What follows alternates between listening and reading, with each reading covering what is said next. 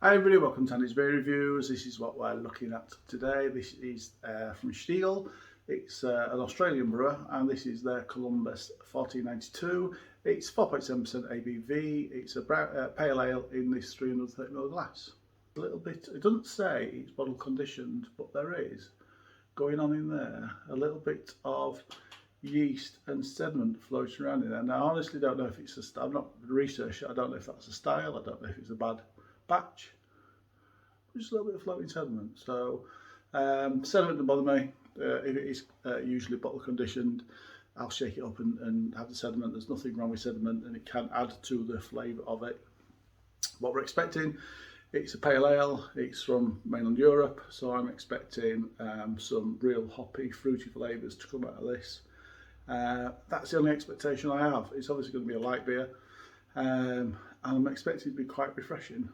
So let's crack it open, let's get it in glass and see what we've got.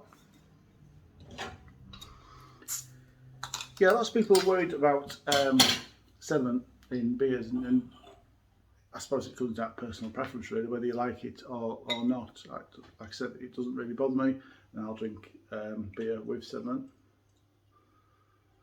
So that's pouring a very pale amber, not much of a head.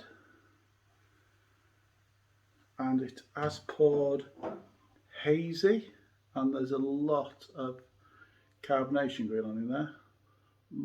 It's still very carbonated in there. Got a real whiff of lemony hops, I think, when pouring that. So let's get a nose in there, let's see what's in there. There is a very, very tropical fruit. I'm getting some biscuit aromas from there, very mild, and some mild tropical fruits, and maybe right at the back end just a hint of piney resinous as well. So that may add to a little bit of bitterness to come out of this drink, but we'll have a little look and see. Best way to do it is to taste it and see what it's like.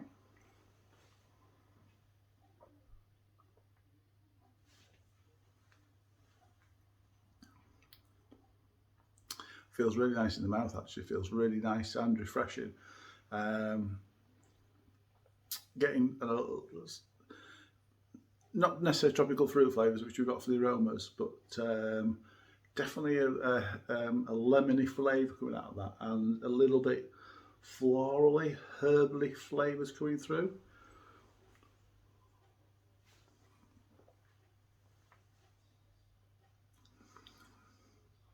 Bready as well.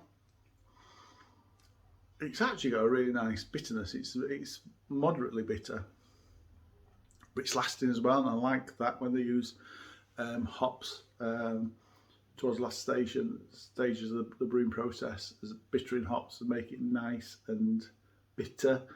You feel as if you've drunk something because it leaves that lasting flavour in your mouth, which I really do like.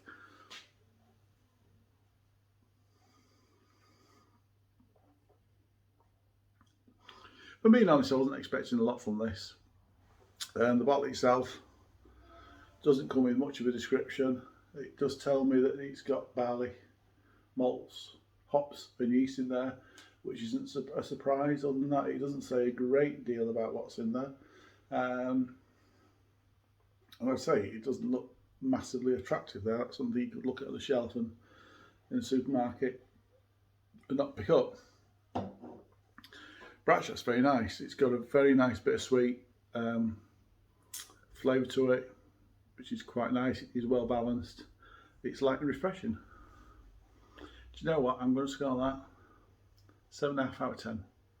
Cheers, everybody.